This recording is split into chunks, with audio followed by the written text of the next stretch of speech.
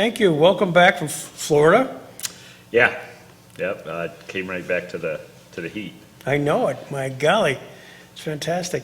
And we're going to be talking a little bit about the book entitled "Run: The Jehuu Caulchrick Story," which I became acquainted with at the Chautauqua Sports Hall of Fame when you were presenting that or showcasing the book. But a little bit about you. Tell me about your mom and dad. Born and reared, I guess is a better word. West Ellicott, New York. My dad is a carborundum monofrax, a full-time meat-of-the-earth man. My mom ran the gaslight motor in for a number of years. Raised 3 children, my older sister, younger brother, and Southwestern High grads. And my brother and I went on to college, and I got a master's degree in sports psychology, and was in San Diego area, and kind of forgot what winters were like here. So I said, hey, why don't we go back there? So I came back here and ended up at Jamestown Community College. Sports psychology, of all the things. Was that in vogue at the time? That it combined 2 of my passions, sport and psychology. And my minor was in psychology from Grove City College. Loved sports. Was fascinated by the field of psychology, so I combined them to turn them into a degree that you can't do much with except teach, especially in this area, except teach sports psychology and get in the world of sports and athletics. in San Diego, did your paths cross when you're in the sports world? Was that, of course, that's an area of the Padres and stuff. I actually, interestingly enough, one of the things I did there was as a graduate program, we had to go find an athlete and do something with them, as part of the sports psychology thing. And I ran into Marshall Falk. Oh, really? And, yeah, no small banana. No. He was at San Diego State as a running back, and did a couple little things with him. So it was kind of interesting. But unless you hang your shingle, unless you try to find an athlete or a venue like that, it's a difficult profession to make a living at, I guess. But it kept me in the world of sports. I became the director of athletics at Jamestown Community College, partially because of that degree. Yeah. Now, talk about why did you find? Was there an aha moment when you're out there on the West Coast? You got your degrees, and you decide, I want to head home. Yeah, it was the idea of creating and raising a family. There wasn't a lot of support out there back here, family, friends, the cost of living out there was a little bit outrageous. So we kind of decided if we want to buy a house, raise a family, we're gonna probably come back home and use the resources of family and friends. You get to a place like that and you want to go by, you need a plumber, no idea who to call, no idea what to. Come back home, I know 4 plumbers. So it's kind of ease of living, I guess. Just out of curiosity, when you graduated from Grove City College, Yep. What year? 86. 86. Played basketball and baseball there. Mm-hmm. Then went to San Diego, took a year to get residency out there because it was San Diego. It wasn't Jamestown, New York. Loved it. And went and got my master's degree, yeah. Perfect. So now you're back in Jamestown. Did you come here with a job at JCC? No. In fact, we originally stationed ourselves out of Buffalo, New York, thinking, okay, there's going to be a good place to find create a living and still be within, family distance. But I applied and got a job to run the phys ed complex there, which involves, you wear a lot of hats at Jamestown Community College. I taught, I coached, I ran the phys ed complex. So I think very fortunate to have something centrally located that got me a way to make a living. What time frame is this, Bill? So this would have been 95, 96, right in that area. Mm-hmm. Jamestown Community College was transforming their physical education complex into a membership, a health membership, and right. I was part of that. So some renovations in there. And so I was 22 years there. And then I was able to get a package and retire. And my passion is writing and communicating and those things, so I've started to, yeah, people ask me, are you retired? And I go, I guess now I'm a writer, you know. Retired from one profession, but I believe I might be a writer, so. And all these people who've just come and joined us behind us are Robert H. Jackson Center interns. And Hi, Robert H. Jackson interns. and they write all the time. Good And for you. they're writing this summer.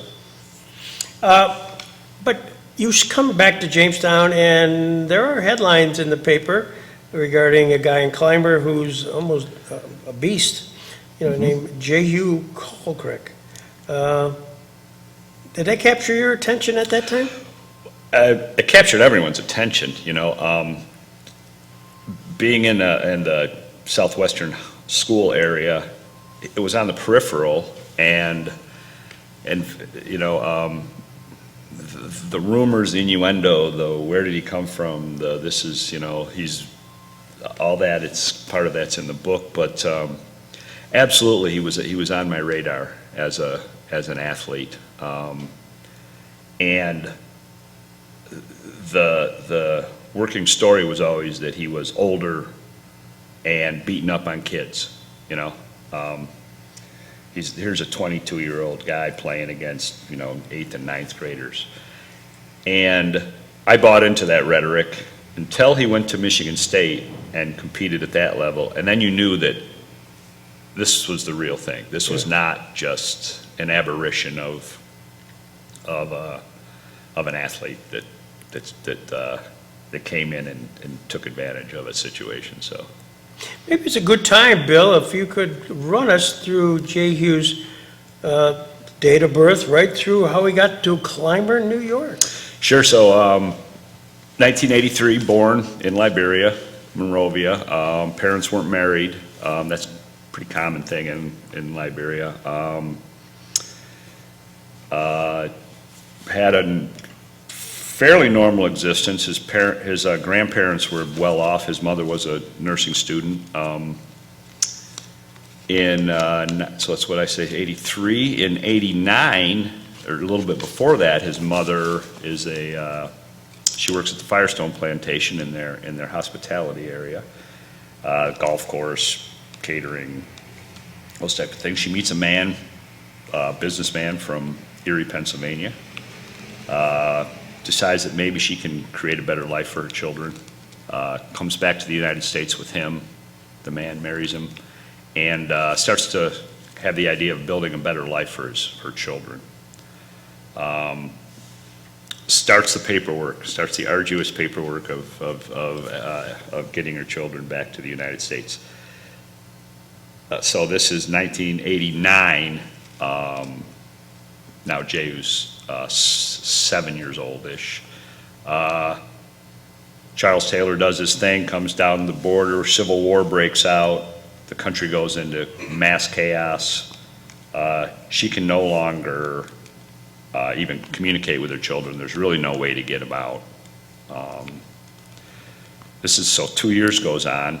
Jehuu becomes a refugee with his grandparents, cousins, friends, walk all over the country, 700 some miles. Go to refugee camps, go to friends' houses, get passes from warlords to move about the country that his grandparents happen to know, witnesses atrocities that people can only imagine or make up in fiction. His mother ends up going back, is able to get back to him. Now he's 9, so that's 91-ish, 92. Goes through a process, gets him out, and his sister Mardia, and gets him back to the United States. He winds up in Finley Lake, where his mom and her husband have a house. Becomes a elementary student at Clymer, is embraced by a community to a level. In 8th grade, all his friends go to football practice. He's sitting at home by himself saying, now what do I do? And his mom said, oh, why don't you go to football practice? Goes to football practice. The first time he touches the ball, he runs for 53 yards. Touchdown in a JV game. Works his way into the annals of high school football history, the record books, is recruited by Michigan State, goes to Michigan State. The coach gets fired. He's allowed to go look other places. He decides not to. Does his years at Michigan State, becomes captain of the team in the record book. Goes undrafted, signs with the New York Jets, I believe he signed 4 professional contracts, practice squads. One full-time squad ends up with the Buffalo Bills, is released. So this would have to be 2010. Goes back to Clymer, plays a little golf in the summer, gets a call from the Green Bay Packers who say, hey, we want you to come try out. He says, I've had about enough of football. I've had about enough of chasing this thing. So that's his career. Now, I met him. He became the head coach at Southwestern High School. My son was his first quarterback. Ah, So that's when I met him. He was the coach of my son. My son's senior year, Jehuu was the head football coach. And that's kind of when I said, I kind of know your story. Everyone kind of knows your story. There's rumors, you've done some interviews and things like that. How about we write your story? And it was frankly pretty bold by me because I'd never written anything before. This is the first thing I've endeavored to write. And 5 years later, I was able to hold a book of 450 pages. Yeah, so it was quite a journey. now, peeling back the onion on all of that, Yeah, let's go. which is, here we are at the Robert H. Jackson Center, and we have all these interns behind us here. And they, at some point, will in fact learn about the Charles Taylor trial and They're gonna do blood that, huh? diamonds and all that occurred, which ultimately led to a hybrid court. And part and parcel of that story when I interviewed Jehuu, which he didn't really know much about, but I tried to connect it because it was with his dad, his father, his natural father, who was a government official in the government that was part of the Civil War down in Liberia. You want Yeah. to talk? Can you talk a little Absolutely. bit So his father was Jerome Blomo. Blomo was the last name. So Jehu's name was Blomo. It was about that time for about probably 6 or 7 years. It was coup season in Liberia. There were 3 coups, and there were at least 5 attempted coups. Jehu's father was the head of security for a general, and I'm going to pronounce the name wrong, but Quincampa, I believe, about that? was the name. He was head of security for him. Quincampa became part of Samuel Doe's government as a military leader. And what happens over there in Liberia is with these despots is anybody who gains any kind of popularity is automatically in danger. And Quincampa became a pretty popular figure amongst Liberians. He read the writing on the wall and attempted a coup he didn't get away with. And Jehu's father was part of that, 6 or 7 guys. Well, when the coup was discovered, they fled to Sierra Leone. And were pretty much exiled there. They were certainly not welcome back. And so Quincampa decides to try it again. And in fact, in the thing I write, he was 1 and 3 in coup attempts. He completed the one with Doe. He missed one, and in the third one he tried, he was caught and dismembered and dragged through town in a wagon. Well, Jehu's father was maybe bright enough not to come back and give it this other effort. So yeah, he was right in the middle of it. And Charles Taylor ends up just looking for retribution wherever he can find it. He goes into Sierra Leone, captures a bunch of Liberians in a hotel and massacres them, and Jehu's father's part of that, which Jehu's mother discovers reading a newspaper, going down a list of names and saying, please don't be in the police, but oh, there it is, there's his name. So really at about age 2 for Jehu, Dad goes to Sierra Leone, Dad's gone. gone. So he's gone. Yes. Not sure whether he's gone or gone. Gone from his life, Yeah, yeah. absolutely. And they have to get rid of everything of his pictures. I guess Jehu had some dog tags that he really would have liked to keep. They threw it all in the ocean. Because you can't, the wrong person comes around the corner and says, hey, you're a Blomo, and it's all over, so. So really, he has virtually no recollection of his dad, other than maybe a picture or two, and that's probably it. I don't even know if they have pictures. I've never seen anything. Yeah. His mother didn't have any, when I chatted with him. He doesn't really, he has this sense that they went to soccer games, in Monrovia, and, but not no real recollection. So Dad disappears. They were not married, because that's not uncommon. Many wives, many children, many. Same ma, same pa, different ma. And so he's really raised by his mother, and then mother meets, because then she takes a job, because she's they've lost their position as a government official's family, right? Sure. Yeah, so they lose the money, they lose Yeah. access to a lot of Yeah. privileges. Yes. She then goes to working for Firestone, which, not bad, but Nope. that's good. And so it's kind of not a bad transition lifestyle-wise. No, he didn't. He did not suffer early in his life. He was doted over and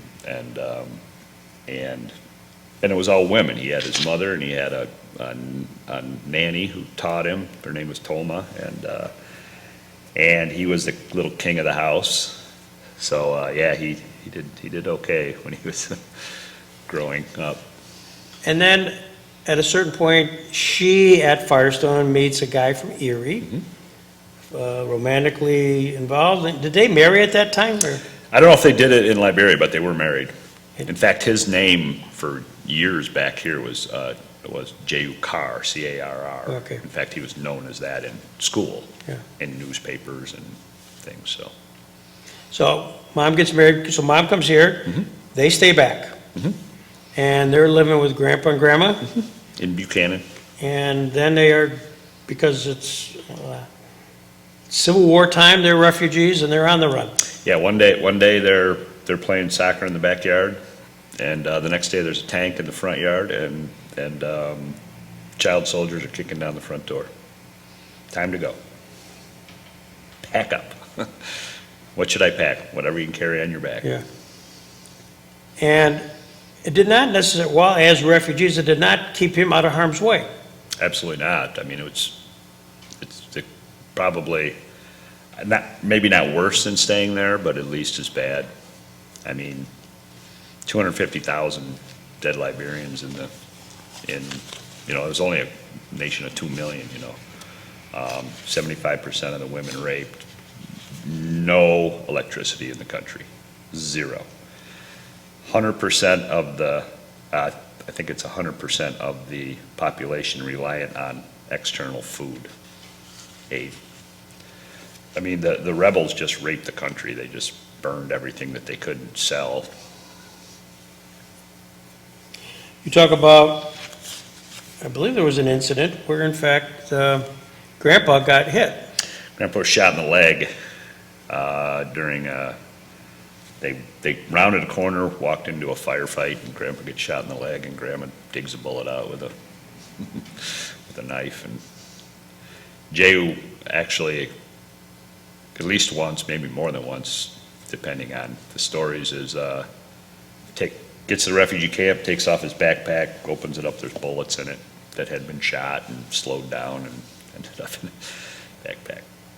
You wrote here somewhere, you wrote here, the bullet does not pick and choose. That's a Liberian saying, Is that right? yeah. I was so struck by the randomness I have a couple themes that really, and one of them was just randomness, just being in the wrong place at the wrong time, or the right place at the right time. A world like that we don't really have to think about. You may get in trouble crossing a street or something, but bullets are flying around this country, and if you're standing in the way, you're hit by a bullet. And if you're not, you get out. You might get out. And I'm way ahead of the curve, but at some point you asked the question, bullets do not choose, and then you question, does God? Yeah, the Caulchrick family, very religious. Joanna Caulchrick, very Christian woman, and the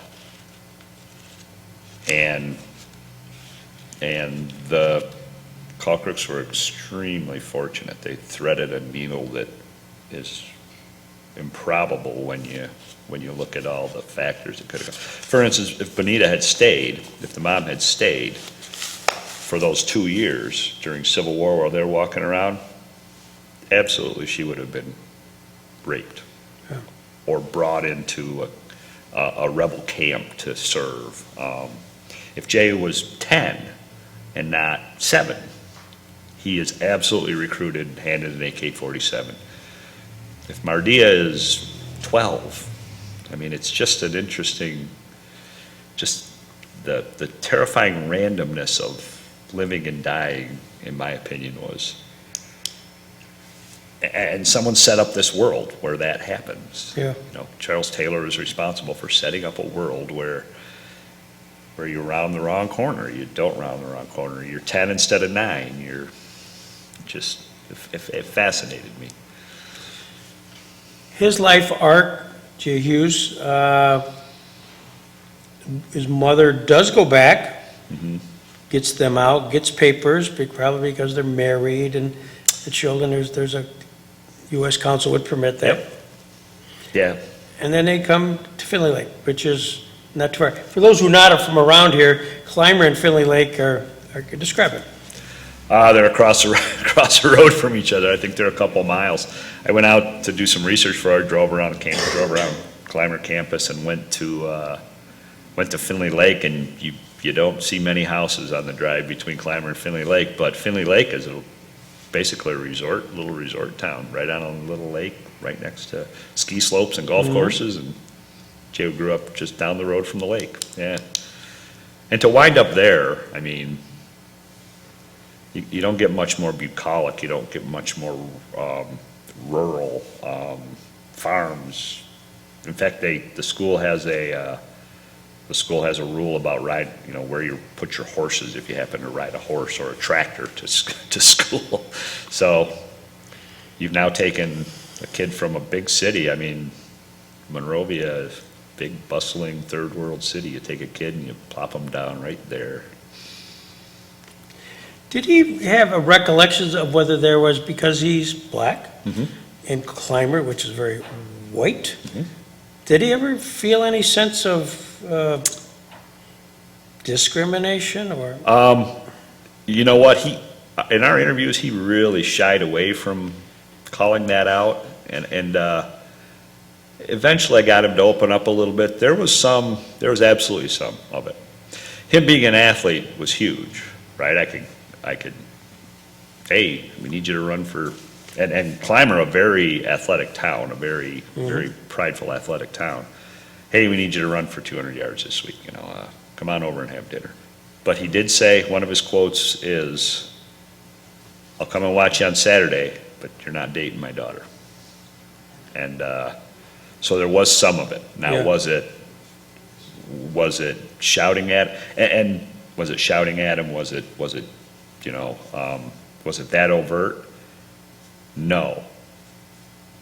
And it wasn't worse than racism, which I don't know if it'd be considered racism, but prejudice in Liberia, where if you're from the Bassa tribe, Right.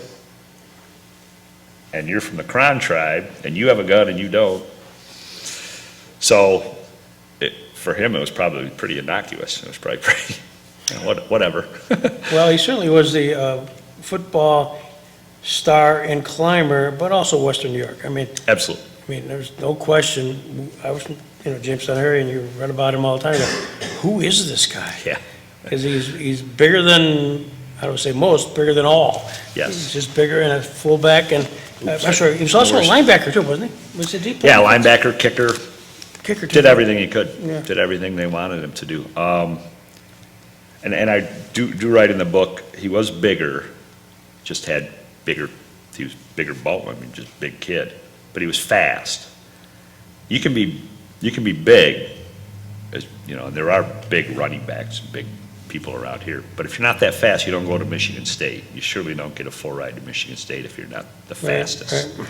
So that speed was not a product of age. It was relative to every running back in the country, every college running back in the country. Relative to them, he was fast enough, and that was a big difference.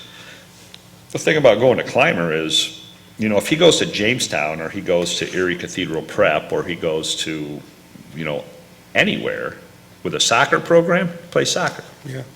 He might play football on the side, but he's not featured in football. Hadn't thought about that, but that's true, because they didn't have that. They did not have soccer. They were the smallest school in New York State to play 12-man football. Yeah. He ends up there. He ends up there. Well, did he have a sense in your interviews with him how really good he was, above kind of, was there a sense of, where was his ego at? Yeah, he talked, Coach McMullen didn't let him have an ego. He came into a very fortunate situation. Just a down-to-earth coach who would not let him have an ego, But he had every time he thought he had a sense that, hey, I'm pretty good at this, someone would say, you sure you're not, this isn't it? You sure you've gotten as good as you're going to get? And it would kind of bring him back down to earth, Yeah. I believe. And his friends wouldn't let him. He had a great set of friends that were big, strong kids and then his mom made him go shovel the driveway and go help the neighbors put the barn up. And Sure. It's time to do hay, so we're going over there to do hay. It's hard to get much of an ego.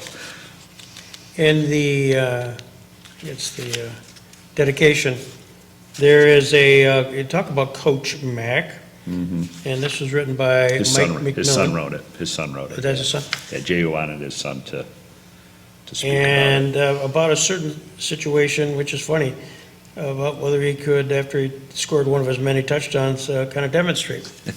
Talk about that. Yeah, well, you're watching it on TV all the time, right? The victory dances, the touchdown dances, and the celebrations and stuff. And to his credit, he goes to Coach and says, "Hey, Coach, he's a kid. Yeah, Coach, can I do a victory dance? Yeah, sure, but you can't play football here anymore if you do." The old Bill Walton story. Yeah. You can have a beard, but we've enjoyed Yeah. enjoyed your time here. The book is fascinating. You really do a great book, because it's 3 books. It's a biography of Jehuu. It is a life arc of Bonita, his mother, and all she went through in order to get to where she's a role model for both he and her son and daughter, and also Ghost. You want to talk a little bit how you even came up with the concept of dedicating about, maybe a third of the book Yeah. to an imaginary person? Yeah, so my fear was that I would write a textbook, a book that, I call it an and then book, and then this happened, and then this happened, and then this happened. I wanted it to be almost narrative nonfiction. And I started to read about child soldiers and the stuff they went through, just the harrowing experience of the kids there. And I took a lot of different anecdotes and a lot of different stories that I read about and just combined them into a single character. And I wrote, that was my freedom to write as almost a fiction, but within the context of what these kids went through. Because that was another theme that just fascinated me, the idea of a country that abandons their children to war. And it took a long time to find that voice and not make it a textbook. I needed, as a reader, when I open a page and I look at all writing, one paragraph of all writing, no quotations, and then I do page after page of that, to me it's daunting as a reader. So I really wanted this to be a flow. I wanted quotes, I wanted conversation, and the best way I could do it was to create a character, this amalgam of all these child soldiers, and turn them into one, and try to talk about all the things that happened to them as a single character, rather than saying, and then this happened to child soldiers, and then they did, so. And whenever I pitched the book, because I did go through that process of trying to find a publisher or an agent, what category is it under? Boy, it's true, but then there's elements that are fiction. Benita's stuff is all verbatim. It's all straight off my interview notes with her. Jehu's stuff is him telling me, but me turning it into something. And Ghost is made up. Yeah. We had the benefit or the privilege, I guess, to interview maybe 3 or 4 child soldiers here. And so they've been here, and to talk to somebody who's now in their 30s, but who in the teens, was recruited and things they did. And to have, it's incredibly moving. They're sort of in a survival mode themselves. Depending on their decisions at age 12, whether they in turn live or die. Sure. And then they go down a path which there's really no easy out. And it reminds you so much on even the Hitler Youth, because we studied that as well, as far as the Nuremberg Nazis. Some of the people who were prosecuted were the heads of the Hitler Youth. You say, well, they're just Boy Scouts. Well, they started off that way, and then all of a sudden, they're toting guns, and all of a sudden, they got a mindset. And so I was really intrigued by the book, that aspect of it, because you integrated it so well. Thank you. That was a challenge. Yeah. But makes you distinct. It's a very distinctive look. Yeah. I'm happy the way it came out. It was again a challenge to tell that story without telling it as a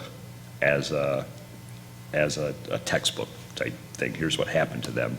You get to hear what happened to them. Just some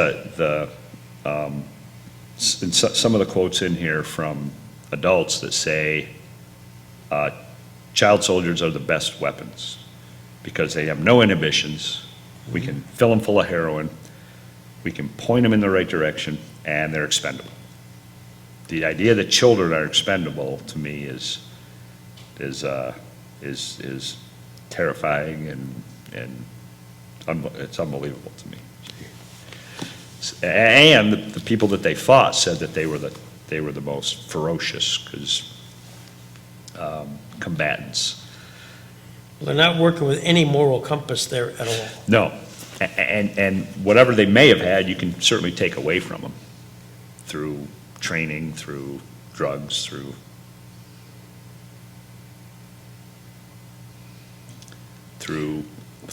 a sense of power, right? If you give a 10-year-old a trigger, they have no control over their world until they get a AK-47 that they can wield around. Right.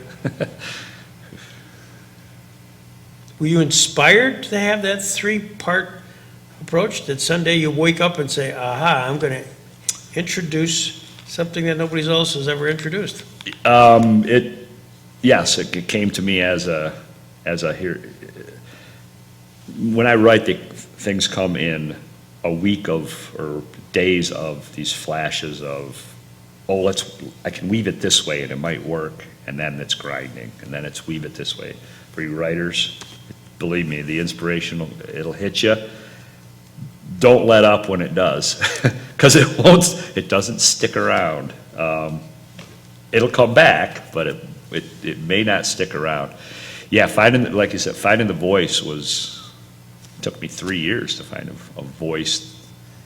And I would compile, I'd write page and page and page and page, and then paragraph, and a sentence here or there. And then piecing it together was interesting. But that's a fun challenge because you have the raw material. Oh, that's a cool paragraph. Let's put that here and see if it fits, and get someone to read it and see if you can follow it. So that was frankly a fun part of it. But, Jehuu, just from his life story, we know, followed in great detail his Michigan State career. Gosh, he was captain of a Big Ten team from Clymer, New York. You gotta be kidding me. yeah. And then to the pros, the practice squad. So we signed 4 different teams, I believe. But most interestingly, importantly, and you didn't talk about that, as the Bills, there was a moment in time when, in fact, he's on the real team, and he's handed the football. Yeah. He gets 1 carry in the NFL, gets first down.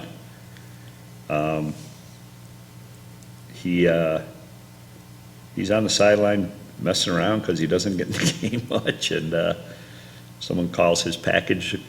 Hey, the 27 package is in, and Jehu's over there. Jehuu, that's you. Goes in, gets his first down on TV, walks off, big smile on his face. Yeah.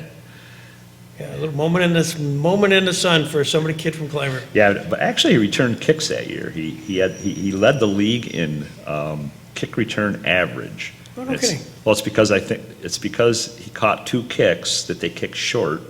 Yeah. He was on a special team. I mean, Yeah. He was just one of those Yeah. fullback. I'm sure wasn't a linebacker. Yeah, I but think he it was. was built like a. I think C.J. Spiller was the deep back, and he tells a story that the Jets came up to him and said, "We're not going to kick to him, so because he had played for the Jets, he knew all those guys.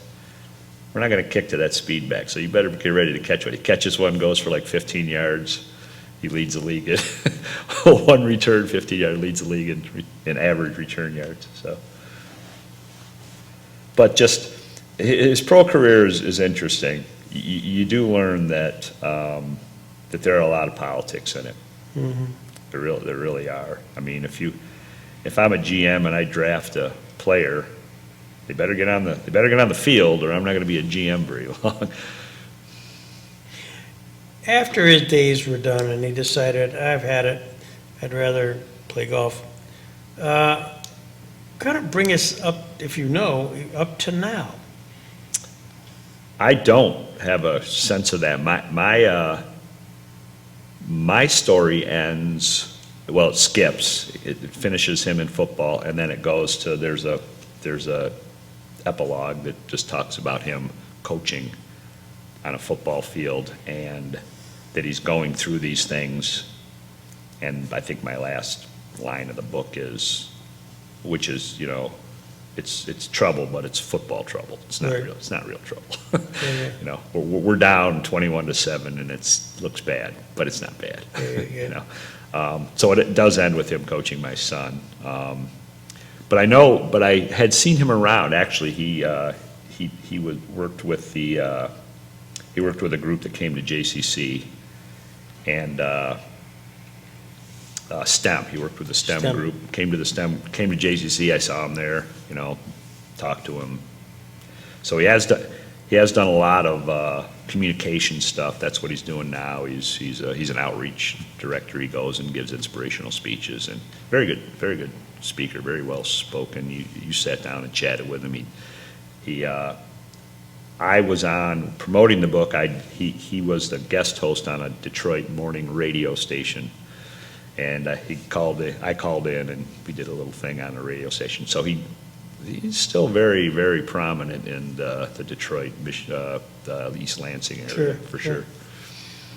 As you write a book, my sense is, because I've never written a book, is you have a sense of where the beginning's going to look like, what the middle's going to look like, and how you're going to end.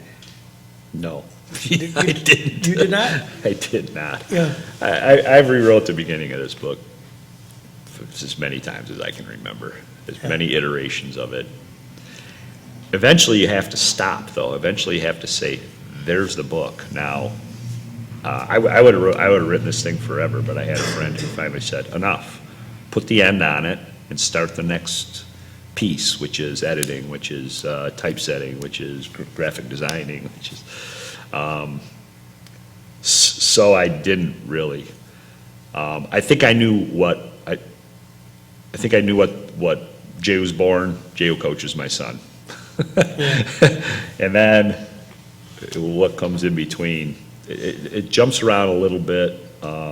It's pretty chronological. It's written in 3 books, actual books. Book 1, Jehuu grows up in Liberia. Book 2, Jehuu becomes a football player. Book 3 finishes with one of the most catastrophic events in the Liberian War, which is Operation Octopus, which brings Ghost into kind of full circle there. So, but it's what a process. Oh, many people say that, and now that you've looked at this and reread it for today's purposes, would you do anything really different?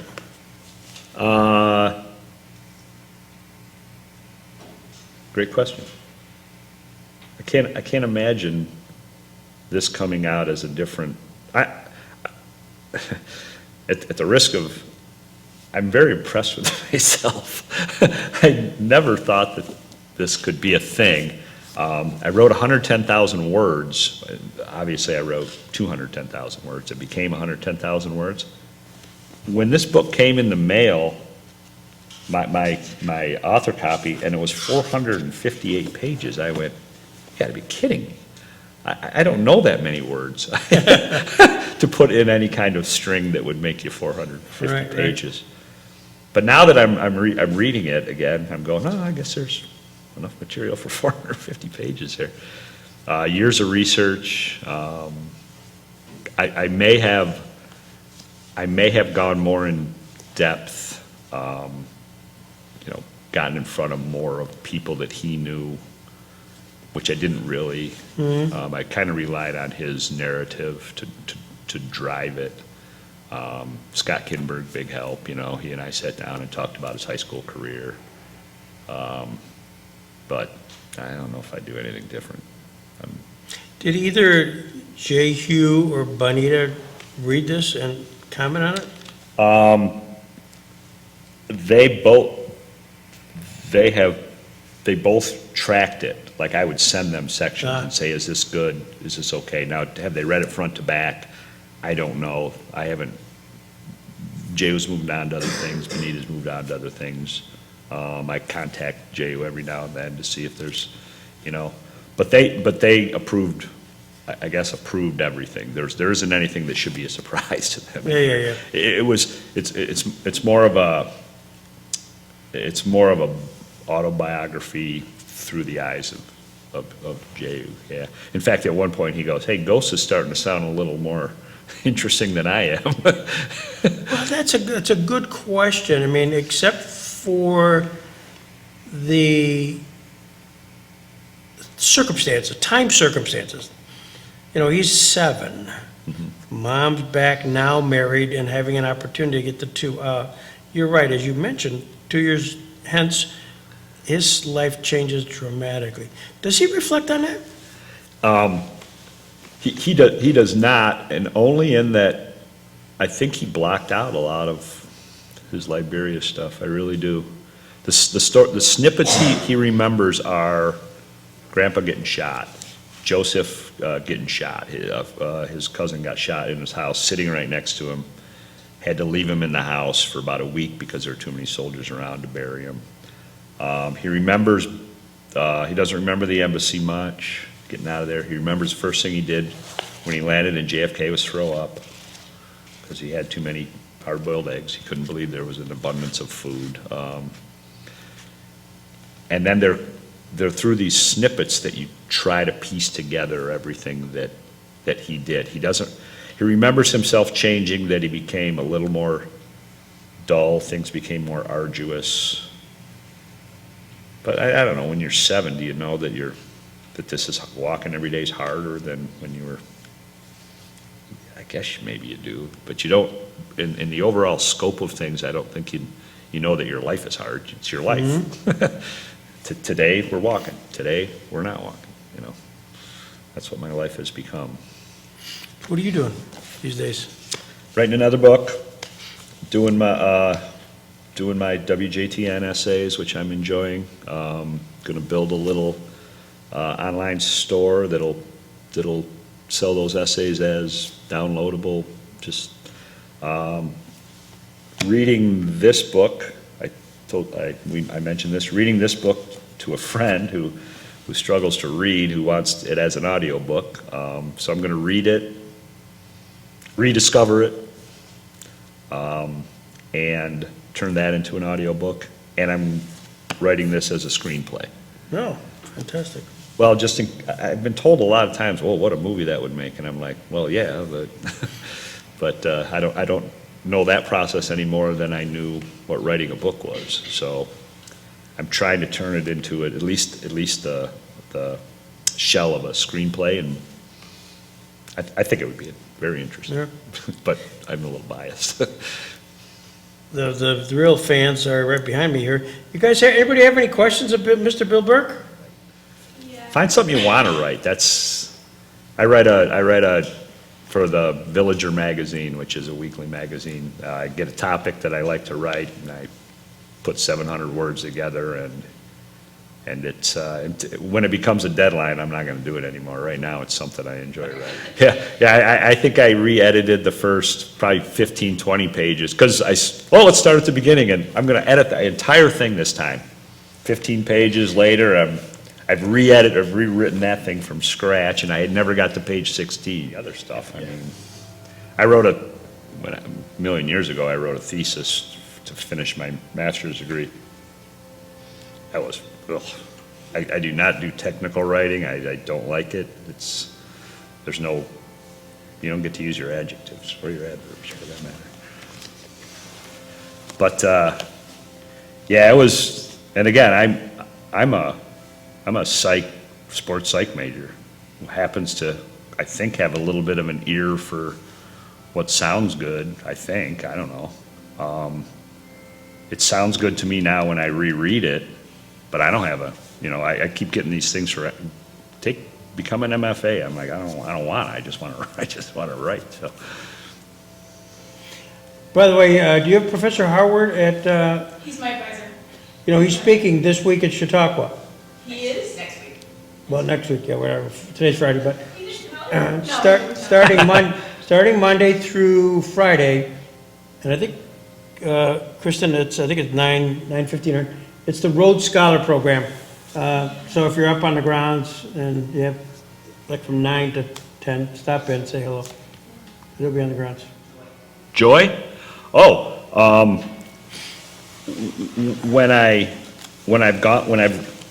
I've written faster, when I think faster than my fingers can move, and I compose, because I can't type, so I pick a book, but I do that pretty fast, so I can compose pretty fast.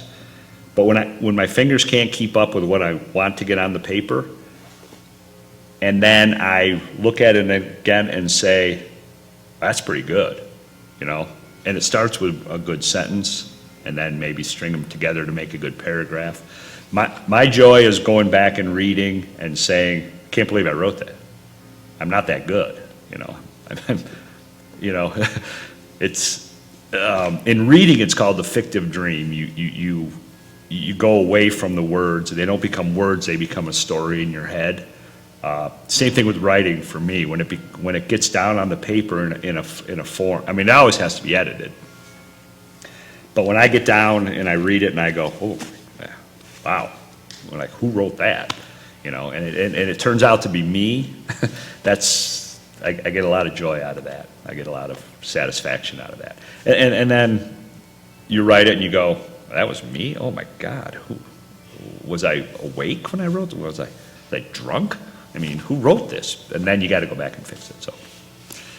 So how about you? I mean, is it thinking it up and getting it, working it through your fingers?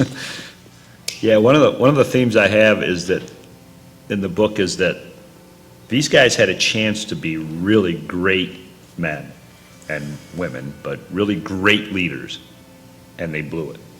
They went down the path that everybody else went down. Same thing with the colonization of Liberia. Liberia is the first colonization effort, the only colonization effort by the United States. And they sent these ships over with freed slaves, and they had a chance to build something, and they went right back to the plantation system that they came from. And it just amazes me that these guys, in fact, I think in the book I say, Charles Taylor could have been Gandhi, he could have been, Mandela, and instead he was like everybody else, all the worse, maybe worse, so. What's the question I should have asked you, Bill, today that I didn't? I should have known you were gonna ask that one, Greg.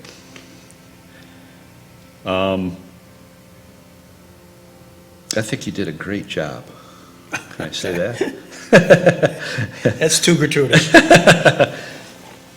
Yeah, I would have, the other thing is writing something like this, these themes can continuously pop up, and I would have just said, what are those themes, you know? What themes are you trying to get out of this book? And mine are that randomness piece, but the resilience of people, the way that people get through stuff,